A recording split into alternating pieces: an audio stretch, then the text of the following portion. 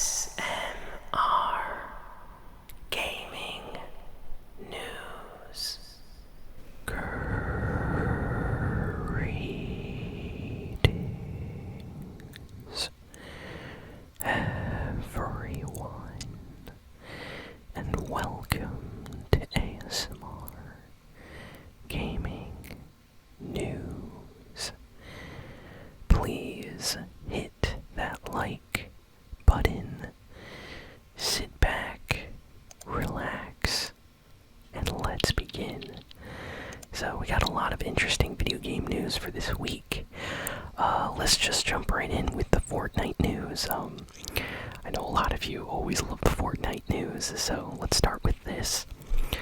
So Fortnite released a brand new skin called Serenade, and this skin is kind of special to Fortnite. It's not your average, new Fortnite skin. This actually ties in with the story and the lore for this Fortnite season. So this new character, Serenade, seems to have taken inspiration from previous Fortnite villains like the Herald or the Cube Queen. Both of these villains kind of tried to take over the Fortnite map in the past. They were defeated, but looks like the Serenade is kind of like a newer version of both of those. People have pointed out elements with how she looks to the Cube Queen and to Serenade, which were, of course, like I said, villains of the Fortnite map in previous Fortnite chapters. So this is kind of a big deal. She actually has her own special theme music that Fortnite actually released.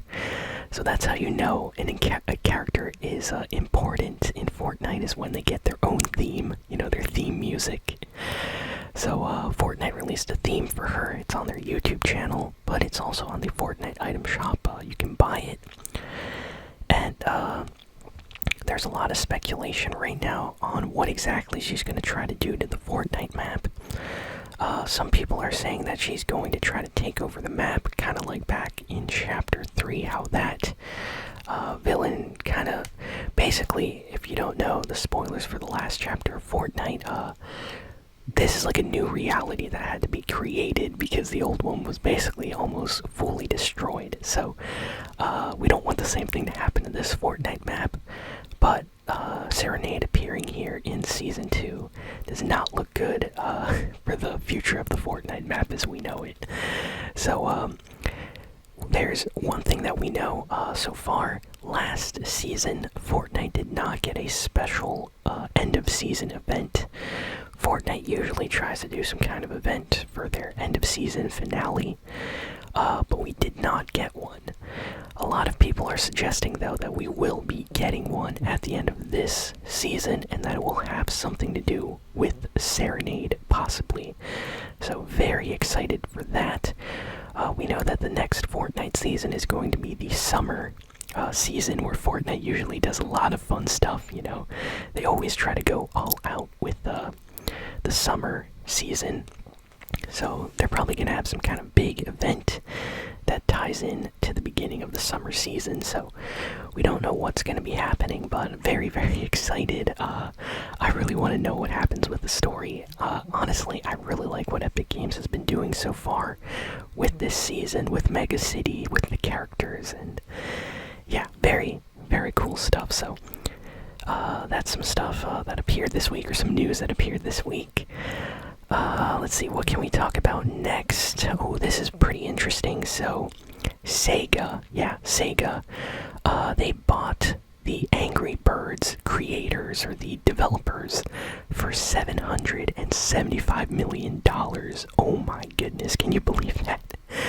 Almost $1 billion, and they bought the Angry Birds creator. That is a lot of money. I did not know SEGA had $775 million US dollars to buy another video game company, but I guess Sonic and Yakuza and Persona are all doing very good for SEGA right now. So yeah, they bought, I think the brand is called Rovio, Rovio. It's Rovio. If you play Angry Birds, you know they're the company that made Angry Birds.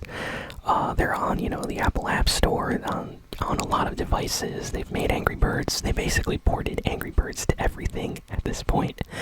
There's all sorts of spin-offs and sequels. Angry Birds even got a movie. And they've made other games besides, Angry Birds as well. So I guess SEGA thought it's a really good idea to buy them, and they bought this studio. So that's some video game news that happened this week. But that's not it. Additionally, Epic Games purchased a development studio called, what's their name? This studio is super talented. They made this racing game called Horizon Chase Turbo. And Epic Games, I guess, was very impressed by this Brazilian company. And let's see, the company is called Acquiris. So acquire is Acquiris.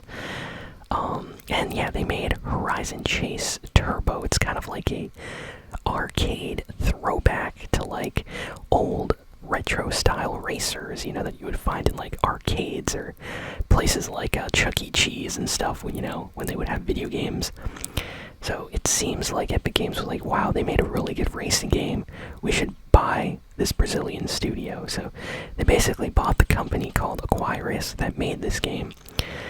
And yeah, it seems like now this company is going to be working for Epic Games with Fortnite updates, and possibly, maybe they're going to be in charge of making the vehicles and cars and stuff in Fortnite feel better. It looks like they have experience with racing games, so maybe Epic Games bought them to work with maybe more racing vehicles and stuff for the Fortnite map, which, hey, I'm very excited for if they do that, because I do like, driving in Fortnite, so it would be cool for that to be even better than it currently is, the physics. So that definitely happened. And speaking of racing, Disney released Disney Speedstorm this past week. And Disney Speedstorm is the new Disney arcade style kart racing video game. It's on Xbox, PlayStation. They basically released it on just about everything. It's basically Disney's version of Mario Kart, so you got Mickey Mouse and other Disney characters racing.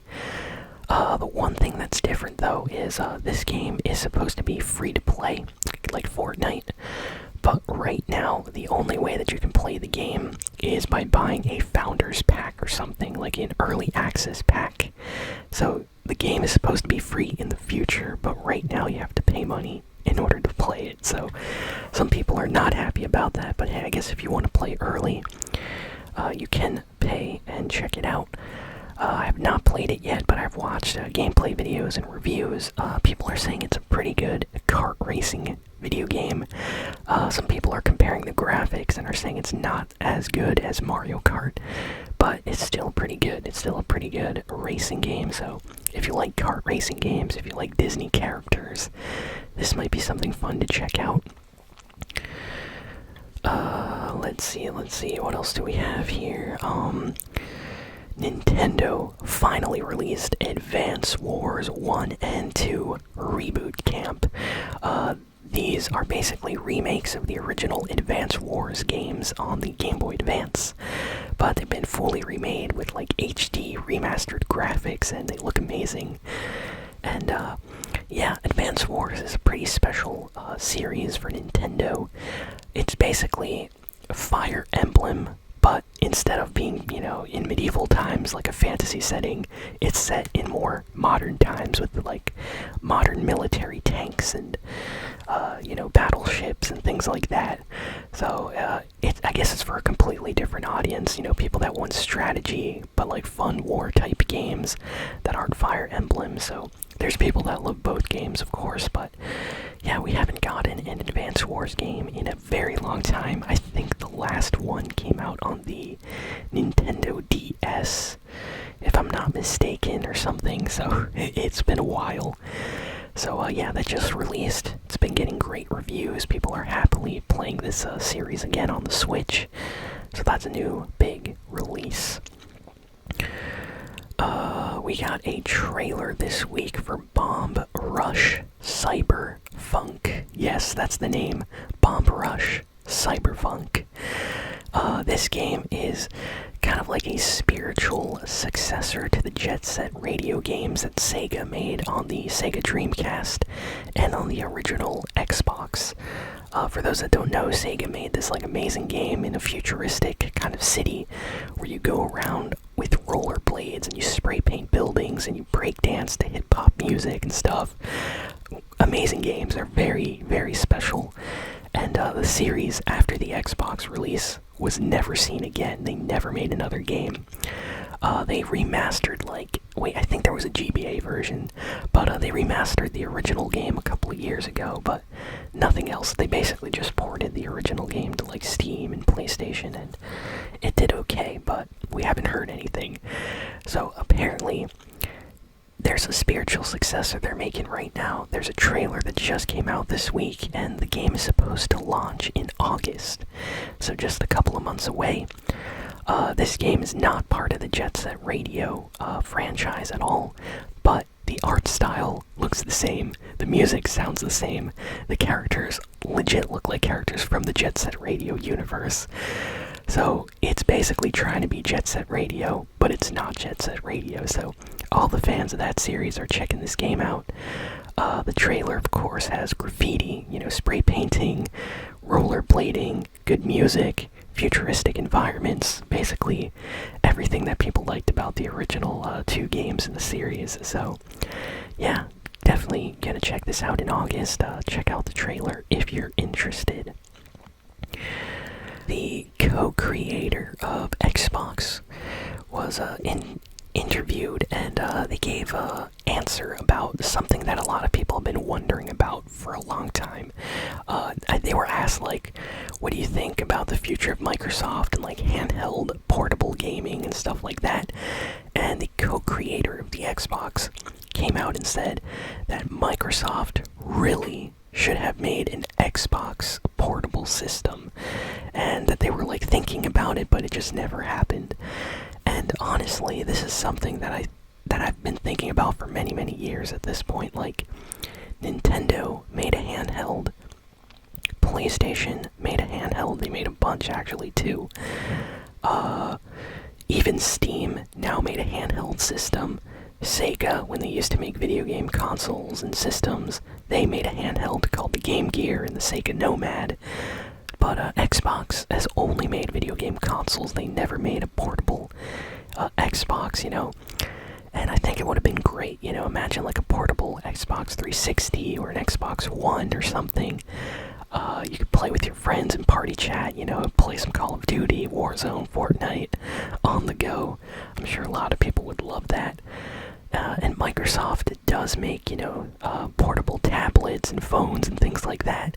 So you'd think they would make a portable device, but they haven't really made a portable Xbox yet. So hopefully after this article, maybe Xbox, the brand kind of notices that a lot of people were talking about this, and maybe after the success of the Steam Deck, maybe they started talking over there at Microsoft, and who knows, we might get something announced in the future, hopefully.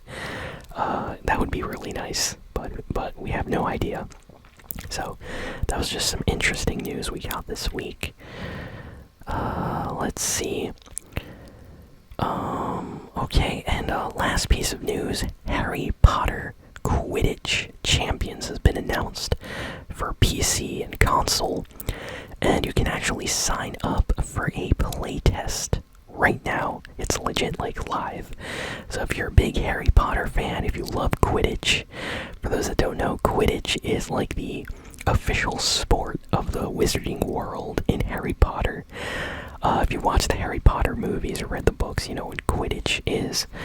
But yeah, apparently they're making a Quidditch game. I did not know about this. I knew they made a Harry Potter game, but I did not know they were making a Quidditch Champions game as well.